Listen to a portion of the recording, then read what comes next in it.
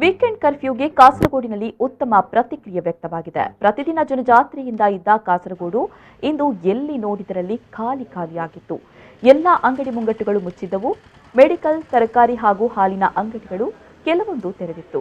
ಆದರೆ ಕೆಲವರು ಸುಮ್ಮನೆ ರೌಂಡ್ಸ್ ಎಂದು ಬಂದವರಿಗೆ ಖಾಕಿ ಬುದ್ಧಿ ಮಾತು ಹೇಳಿದೆ.